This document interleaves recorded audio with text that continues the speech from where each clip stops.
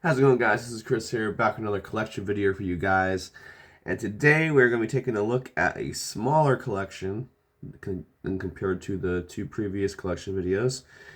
And that collection is going to be my Nintendo 3DS collection. Now, there's about 10 games here. I've had my 3DS for, a while, probably since like 2014. It's just like I never really accumulated a lot of games for the system. I never really collected a lot for it. So that's really a reason why I really don't have a lot of games for it. I really don't collect for it anymore. I kind of want to start getting back into collecting for it, but I'm just not for certain yet because, I have a Switch and, all of my Nintendo collecting has kind of gone towards the Switch, even though with the Switch I still really don't have many games for it either. But yeah, we're going to get into the Nintendo 3DS collection here. And I will say I have some decent titles. I'm not disappointed in my collection at all. So let's get into it. First game up here is Pokemon Y. If I remember correctly, this is like the very first 3D Pokemon. Pokemon X and Y were the first ones. And honestly, from what I played of this one, it's very fun. Very nice animation style. I haven't beaten it, but I played through maybe like quarter of it. And I did enjoy it. Froakie.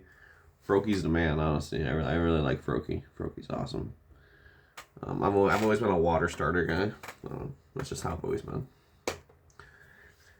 Next one up here is Luigi's Mansion. This is originally a GameCube game, and it was one of the very first GameCube games I ever played back in the day, so it kind of has a special place in my heart because I love the GameCube and I love Luigi's Mansion.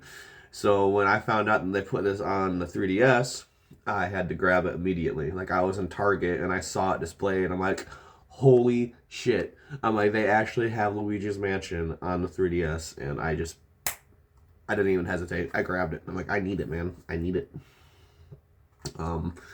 Plays really good on the 3DS. You might have trouble with it if you're playing on a smaller 3DS. I don't know, just the way, it plays with like the vacuum and everything. But if you have an XL, you should be good.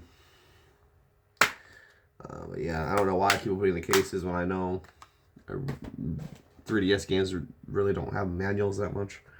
Unless it's a good game like The Legend of Zelda Ocarina of Time 3D. Now, this game here is really good. Everybody knows what Ocarina of Time is, or Ocarina, however you want to say it. Ocarina of Time 3D. Honestly, this is how I first kind of experienced Ocarina of Time. Like, I played it beforehand on the N64, but I never owned an N64 growing up. So this is my first time actually playing through the whole game and experiencing the whole game for myself for the first time. And let me tell you, it is an amazing game.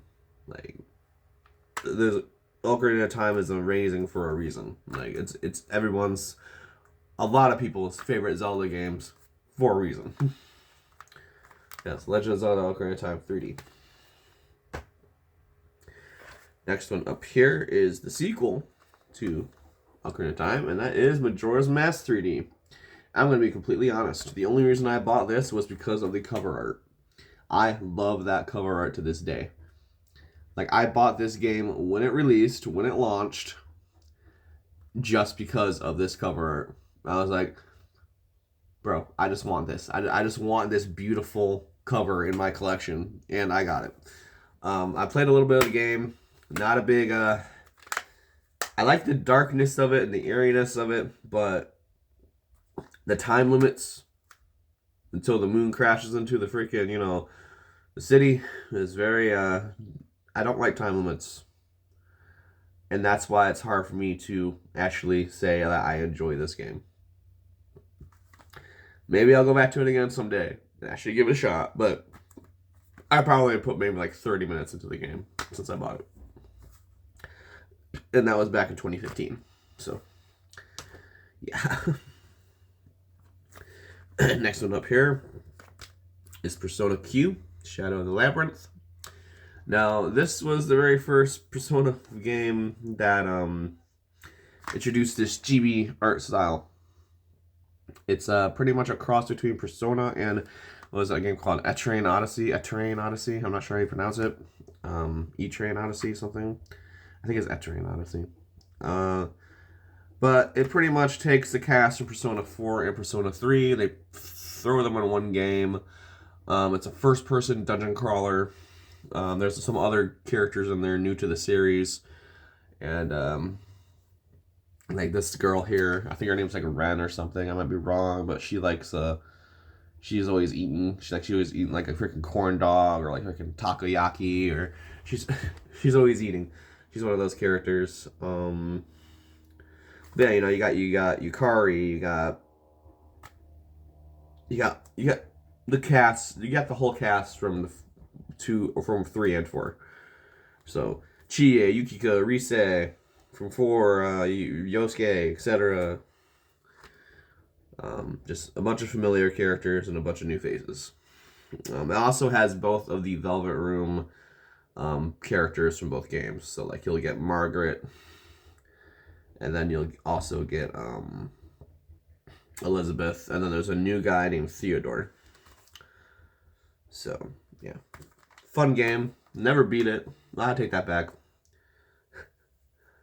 I did beat it. It was just really, really hard. Really, really hard. And I'm used to saying I didn't beat it, but I forgot that I went back to it and I actually got the credit roll for it.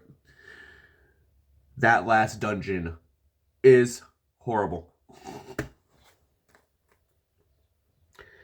Anyway, next one up is Shin Megami Tensei. Okay, I had to look at the word. I'm sorry. Strange Journey Redux. I've not played this really at all. I bought it because I was going on a trip to Wisconsin for like a week, or like a week, and I was like, you know what? I'm gonna bring my 3DS and I'm gonna buy a new game to play while I'm out there. And I really didn't have time to play it at all. I popped it in for maybe like 20 minutes, played a little bit of it, did a battle. So yeah, this has just kind of just been sitting in my collection since then. This is a remaster from Strange Journey on the DS.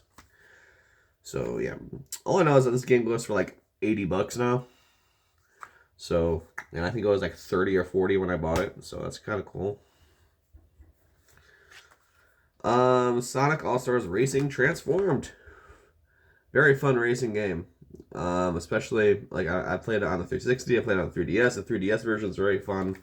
If you're looking for a fun, like a little fun racing game for your 3DS, that's like not Mario Kart, then definitely check out Sonic All-Stars Racing Transformed.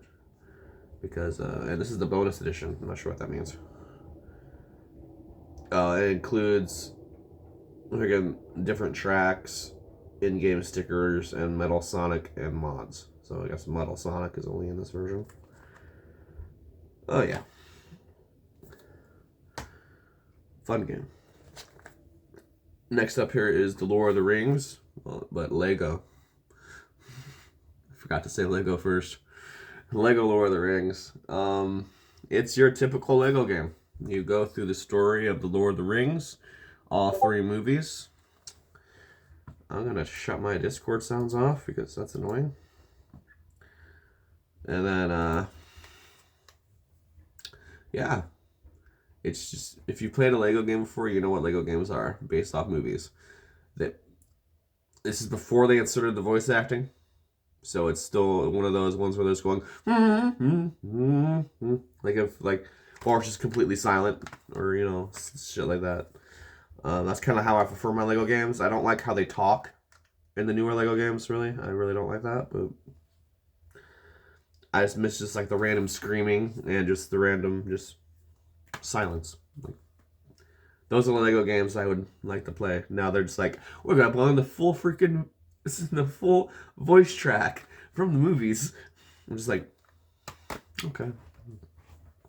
But yeah, if you're a Lord of the Rings fan and you're a Lego fan, definitely check it out. It's pretty fun. Next up here is a game that I haven't played yet, but a lot of people tell me to play because it's just one of those, you know, those monster catching games. You know, Pokemon style kind of game. That is Yokai Watch.